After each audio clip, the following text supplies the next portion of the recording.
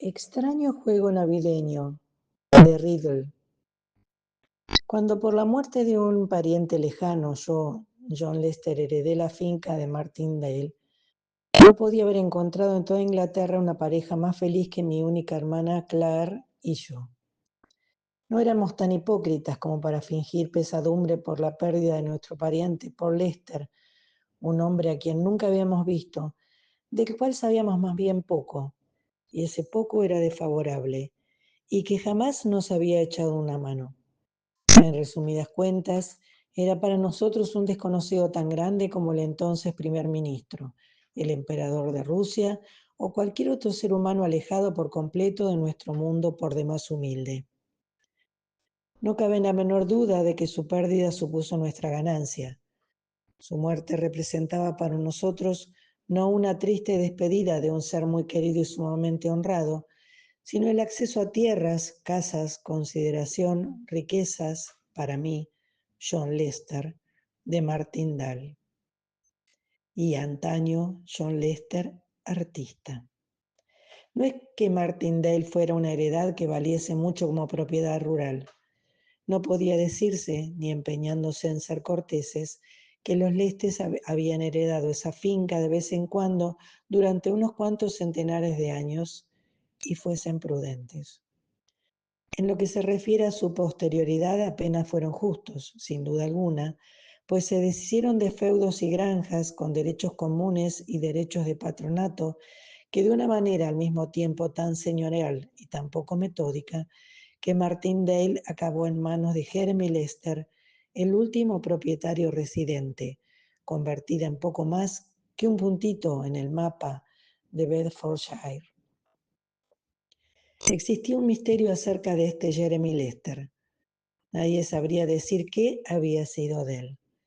Una Nochebuena estaba en la pieza de recibo de Martindale, revestida con paneles de roble, y antes de la mañana siguiente había desaparecido.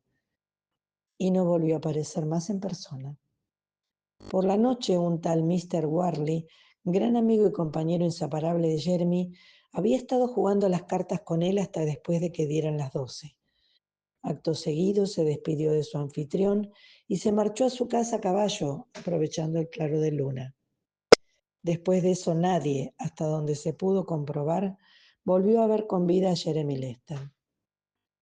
Su modo de ganarse la vida no había sido ni el más habitual ni el más decente, y solo cuando hubo empezado el año nuevo sin que llegara a la casa ninguna noticia de su paradero, sus sirvientes empezaron a alarmarse seriamente por su ausencia.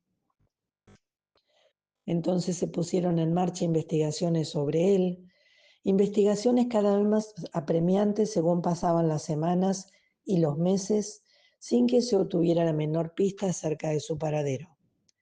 Se ofrecieron recompensas, se insertaron anuncios, pero Jeremy seguía sin dar señales de vida.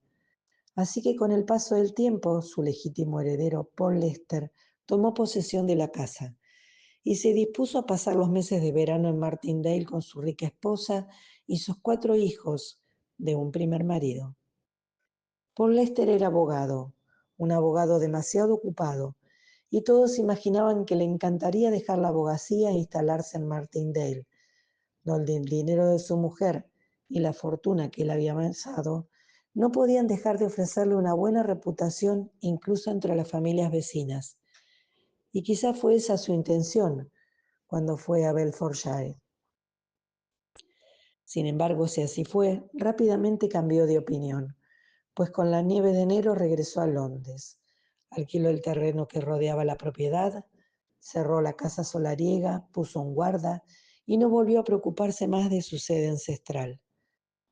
Pasó el tiempo y la gente empezó a decir que la casa estaba encantada, que Paul Lester había visto algo y cosas parecidas. A su debido tiempo, todas esas historias se fueron repitiendo en provecho nuestro, cuando, 41 años después de la desaparición de Jeremy Lester, Claire y yo fuimos a examinar nuestra herencia. Digo nuestra, porque Claire había sido fiel a mí resueltamente en cuanto a pobreza, miseria absoluta, y la prosperidad no iba ahora a separarnos. Lo que era mío era de ella y eso lo sabía. sin necesidad de que me lo dijera. La transición de una rigurosa economía a una relativa riqueza era en nuestro caso más agradable también, porque por lo menos no la habíamos previsto. Nunca supusimos que ocuparíamos el puesto de Paul Lester y por consiguiente, nunca se nos pasó por la cabeza desear su muerte, ni siquiera en nuestros más lúgubres arranques de mal humor. Si él hubiera hecho testamento, sin duda nunca habríamos sido Martindale, y yo, por lo tanto, nunca habría escrito esta historia, pero por suerte para nosotros murió intestado y la propiedad de Bedfordshire pasó a mí. En cuanto a la fortuna, Paul Lester la había gastado en viajar y en ofrecer muchos espectáculos en su gran casa en Portman Square. Con respecto a sus efectos personales, Mistress Lester y yo llegamos a un acuerdo muy amistoso y me concedió el honor de invitarme a que la visitara de vez en cuando y me enteré de que iba pregonando que yo era un joven muy digno y representable para mi posición social, lo cual ni tiene que decir que era muy grato viniendo de una autoridad tan competente. Además me preguntó si tenía la intención de residir en Martindale y al darle una respuesta afirmativa me dijo que esperaba que me gustara. Me pareció entonces que había cierta relevancia en su tono, y cuando fui a Martindale y escuché las absurdas historias que circulaban sobre que la casa estaba encantada, tuve la convicción de que si Mistress Lester había esperado mucho, era más de lo que había temido. La gente decía que Mr. Jeremy se paseaba por Martindale. Lo habían visto, se afirmaba. Cazadores furtivos, guardabosques, niños que atravesaban el parque como un atajo para ir a la escuela y amantes que tenían sus citas bajo los olmos y las hayas. En cuanto al guarda y su mujer, los terceros desde la desaparición de Jeremy Lester, cuando le preguntaban el hombre negaba con la cabeza muy serio, en tanto que la mujer afirmaba que ni por todo el oro del mundo, ni siquiera fabulosas riquezas, entraría ella en la alcoba roja, ni en la pieza de recibo revestida con paneles de roble después del anochecer. He ido contar a mi madre, señor, fue ella la que sucedió a la anciana Mistress Reynolds, la primera guardesa, que pasaron cosas en esas mismísimas habitaciones que pondrían los pelos de punta a cualquiera. Pateos, palabrotas y golpes a los muebles, y luego ruidos de pasos que subían por la gran escalera. Y a lo largo del corredor y dentro de la alcoba roja, de nuevo golpes y pasos. Dicen, señor, que Mr. Paul Lester se lo encontró una vez y desde entonces la pieza de recibo, revestida con paneles de roble, no se ha vuelto a abrir. Yo nunca estuve dentro. Cuando me enteré de dicha información, lo primero que hice fue pasar a la pieza de recibo revestida con paneles de roble, abrir las contraventanas y dejar que el sol agostizo entrara a raudales en la cámara encantada. Era una habitación anticuada, amueblada con sencillez, con una gran mesa en el centro, otra más pequeña en un hueco junto a la chimenea, sillas alineadas frente a las paredes y una polvorienta alfombra alpobrillada cubriendo el suelo. Los morillos del hogar estaban rotos y oxidados. Había un guardafuego de latón, deslustrado y abollado, y un cuadro de alguna batalla naval encima de la repisa, en tanto que entre las ventanas colgaba otra obra de arte de parecido mérito. En conjunto, una habitación completamente prosaica pero no lúgubre, de la que los fantasmas saldrían precipitadamente en cuanto dejasen entrar la luz del día, y que yo, tan pronto como metí el pie, me propuse redecorar, amueblar de nuevo y convertir en un agradable cuarto de estar. Aunque todavía no había cumplido 30 años, había aprendido a ser prudente en esa estupenda escuela, la necesidad. Y no tenía intención de gastar mucho dinero hasta haber averiguado a ciencia cierta cuáles eran las rentas que se podían obtener de las tierras que todavía pertenecían a la finca de Martindale, así como los gastos. En realidad, quería saber de qué disponía antes de comprometerme a cualquier despilfarro, y el lugar había estado descuidado durante tanto tiempo que tuve dificultades para lograr enterarme de la verdadera cuantía de mi renta. Entre tanto, Clark y yo disfrutamos mucho explorando cada rincón y cada escondrijo de nuestra propiedad, revolviendo los contenidos de viejos arcones y alacenas, examinando los rostros de nuestros antepasados que nos miraban desde las paredes, recorriendo los descuidados jardines, llenos de malezas, cubiertos de arbustos, en los que el boj tenía una altura de 18 pies y los brotes de los rosales varias yardas. Desde entonces se ha arreglado el lugar.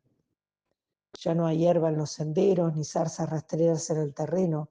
Se han recortado y cuidado los setos, se han podado los árboles y se ha recortado el boj.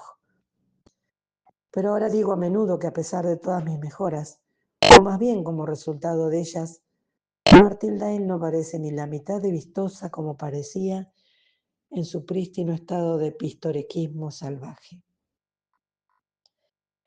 A pesar de que había resuelto no comenzar las reparaciones y la decoración de la casa hasta informarme mejor de la renta de Martindale, el estado de fondos era de momento tan satisfactorio que Clark y yo decidimos salir al extranjero a tomarnos unas vacaciones, de las que llevábamos tanto tiempo hablando antes de que pasara el buen tiempo. Como Clark observó, era imposible saber lo que podía depararnos el año siguiente. Era aconsejable disfrutar mientras pudiéramos, de modo que a finales de agosto estábamos deambulando por el continente, callejeando por Rouen, visitando las galerías de arte de París y planteándonos alargar nuestro mes de diversión 2 meses más. Lo que me decidió a dar este paso fue la circunstancia de haber conocido una familia inglesa que tenía la intención de pasar el invierno en Roma. Nos conocimos casualmente, pero al descubrir que éramos casi vecinos en Inglaterra, el trato aparente maduró hasta convertirse en una relación íntima, y al poco tiempo estábamos viajando juntos. Desde el primer momento a Clark no le gustó mucho este plan. Había en Inglaterra una chiquilla que quería casarse conmigo, y Mr. Cronson tenía una hija que sin duda era guapa y a la vez atractiva. La chiquilla no habría menospreciado al John Lester artista, mientras que Miss Cronson indiscutiblemente ponía sus miras en el John Lester, propietario de Martindale, y habría vuelto su precioso rostro a un hombre pobre que la mirase con admiración. De todo eso me doy cuenta ahora bien a las claras, pero entonces no lo veía, y antes de que terminase el verano habría pedido la mano de Maybelle, así se llamaba, si de pronto no hubieran llegado noticias de la enfermedad de Mistress Cronson. Enseguida cambió el plan. Se acabaron nuestros deliciosos días de viaje por el extranjero. Los Cronson hicieron las maletas y se marcharon, mientras Clark y yo regresamos a Inglaterra más despacio, un poco malhumorados, el uno con el otro. Fue a mediados de noviembre cuando llegamos a Martindale y encontramos el lugar todo menos romántico o agradable. Los caminos estaban mojados y empapados, los árboles no tenían hojas, no había flores, salvo unas pocas rosas rosadas tardías que florecían en el jardín. Había sido una temporada de lluvias y el lugar daba pena verlo. Clark no invitaría a Alice a hacerle compañía en los meses de invierno como había proyectado, y en cuanto a mí, los Cronson todavía estaban ausentes, donde tenían la intención de pasar la Navidad con la anciana Mistress Cronson, ya recuperada. En conjunto, Martindale parecía bastante aburrido, y las historias de fantasmas de las que nos habíamos reído mientras el sol inundaba la habitación se volvieron menos irreales cuando no teníamos nada más que el fuego de la chimenea y velas de cera para disipar la oscuridad. Se volvieron también más reales cuando un sirviente tras otro nos dejó para buscar colocación en cualquier otra parte, cuando los ruidos de la casa se hicieron más frecuentes, cuando nosotros mismos, Clark y yo, oímos con nuestros propios oídos los pasos, los golpes y los ruidos que nos habían descrito. Querido lector, Sin duda estás libre de fantasías supersticiosas. Rechazas con desdén la existencia de fantasmas y solo deseas poder encontrar una casa encantada en la que pasar la noche, lo cual es muy valeroso y digno de elogio, pues espera quedarte en una vieja mansión campestre, lúgubre y desolada, llena de los más inexplicables sonidos, sin un sirviente, sin nadie, salvo un anciano guarda y su esposa, los cuales, al vivir en el extremo más alejado del edificio, no oyen nada del ruido de pasos y de los golpes que se prolongan a todas horas de la noche. Al principio imaginé que los ruidos los producían algunas personas malintencionadas que deseaban en beneficio propio mantener la casa deshabitada, pero de manera paulatina, Clara y yo llegamos a la conclusión de que debía ser una visita sobrenatural y por consiguiente Martindale resultaba inhabitable. Aun siendo gente práctica y a diferencia de nuestros antecesores, no teniendo dinero para vivir donde y como quisiéramos, decidimos observar y ver si podíamos localizar alguna participación humana en el asunto. De no ser así, se acordó que derribaríamos el ala derecha de la casa y la escalera principal. Pasamos noche tras noche sentados hasta las 2, 3 de la mañana, Clark ocupada en la costura, yo leyendo, con un revólver sobre la mesa a mi lado. Pero nada, ni un sonido, ni una aspiración recompensó nuestra vigilia. Eso confirmó mis primeras sospechas de que los sonidos no eran sobrenaturales, pero solo para comprobarlo, decidí en Nochebuena, aniversario de la desaparición de Mr. Jeremy Lester, hacer guardia yo mismo en la alcoba roja. Ni siquiera le mencioné a Clark mi intención. A eso de las 10, cansados de nuestras vigilias anteriores, nos retiramos cada uno a descansar.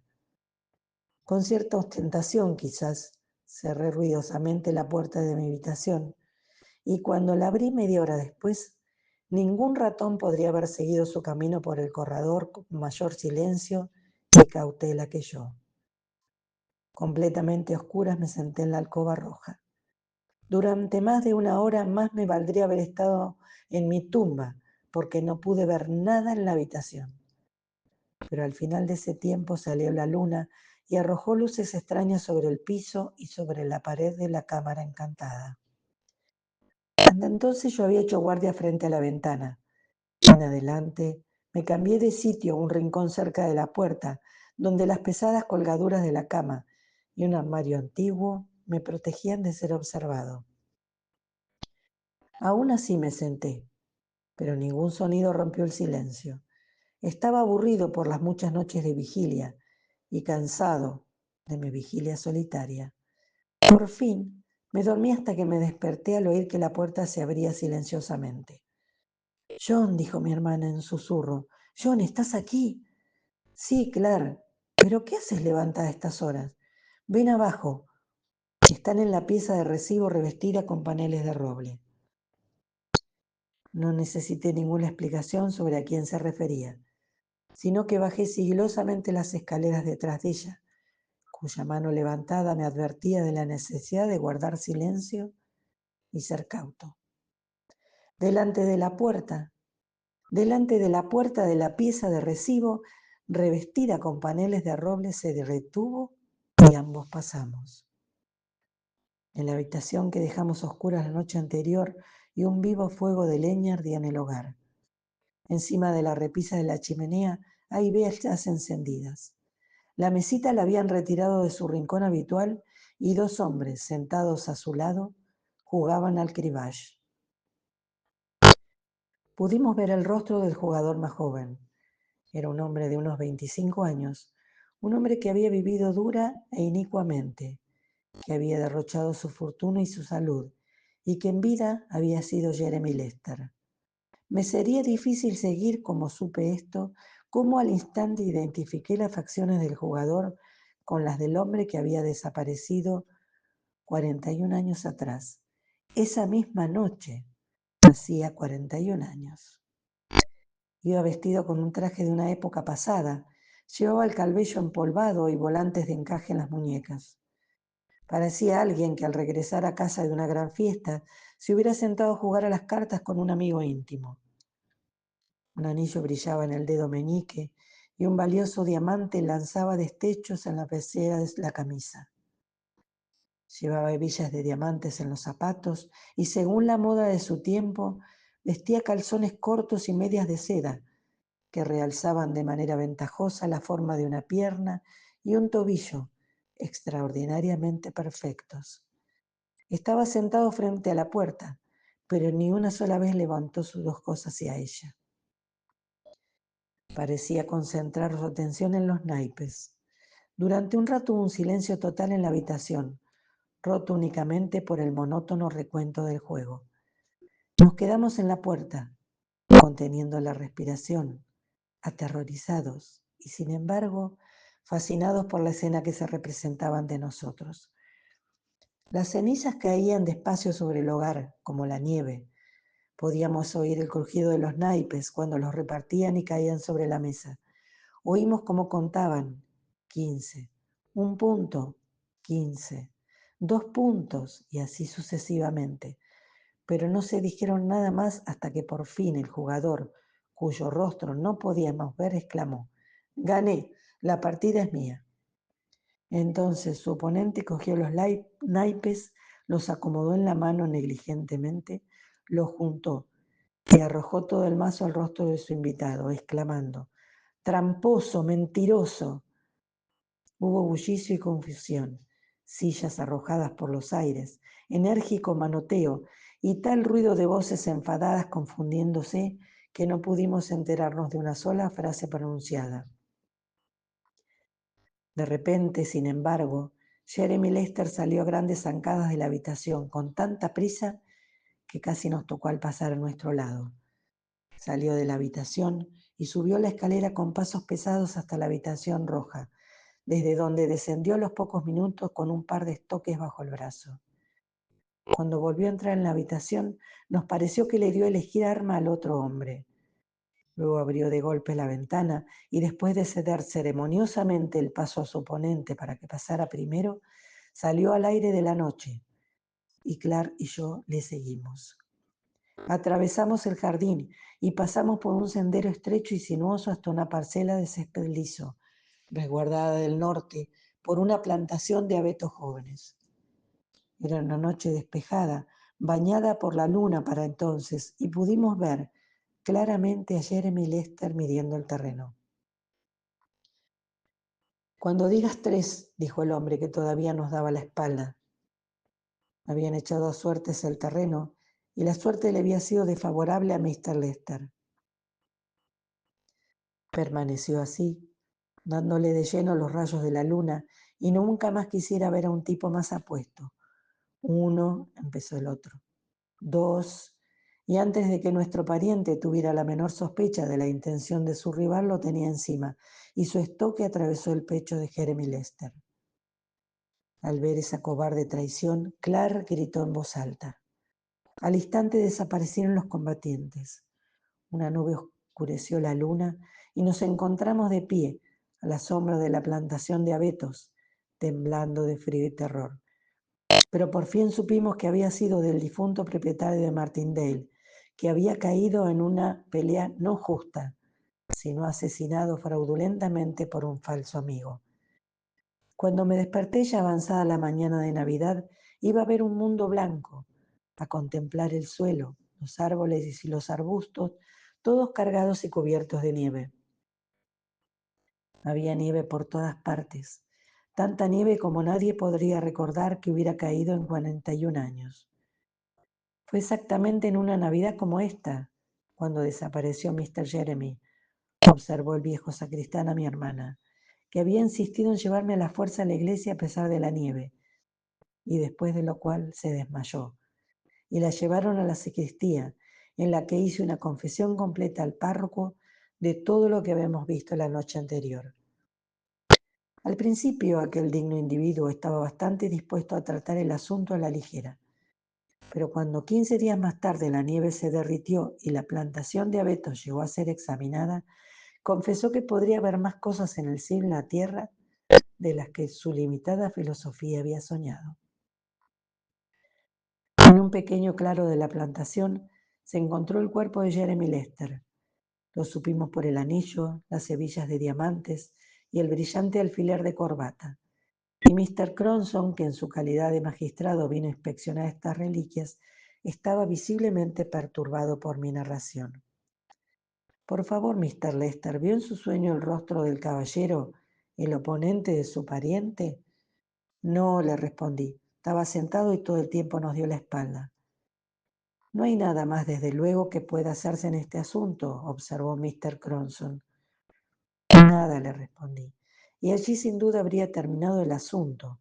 Pero unos días después, cuando estábamos cenando en Cronson Park, Clark de repente dejó caer el vaso de agua que llevaba a sus labios y exclamó: Mira, John, ahí lo tienes. Se levantó de su asiento y con el rostro tan blanco como el mantel, señaló un retrato colgado en la pared. Lo vi por un instante cuando volvió la cabeza hacia la puerta al marcharse Jeremy Lester. Es él. De lo que siguió esta identificación solo tengo un vago recuerdo. Los criados corrieron de un lado a otro. Mistress Cronson dejó caer su silla y se puso histérica. Las jóvenes se congregaron alrededor de su mamá. Mr. Cronson, temblando como si tuviera un ataque de fiebre, intentó algún tipo de explicación, mientras Clark seguía rezando para que se la llevaran, solo para que se la llevaran. Me la llevé no solo de Cronson Park, sino también de Martindale. Antes de irnos de este último lugar, sin embargo, tuve una entrevista con Mr. Cronson, quien me dijo que el retrato que Clara había identificado era el del padre de su esposa, la última persona que vio a Jeremy Lester con vida. Ella, un anciano, concluyó Mr. Cronson, un hombre de más de 80 años que me lo ha confesado todo. No querrás causarnos más tristeza y desgracia haciendo público este asunto, ¿no? Le prometí que guardaría silencio, pero la historia se fue filtrando poco a poco y los Cronson abandonaron el país. Mi hermana nunca volvió a Martindale, se casó y vive en Londres, aunque le aseguro que ya no hay ruidos extraños en mi casa. No visitará Bedfordshire, donde la chiquilla, en la que hace tanto tiempo quería ella que yo pensara seriamente, ahora es mi esposa y la madre de mis hijos.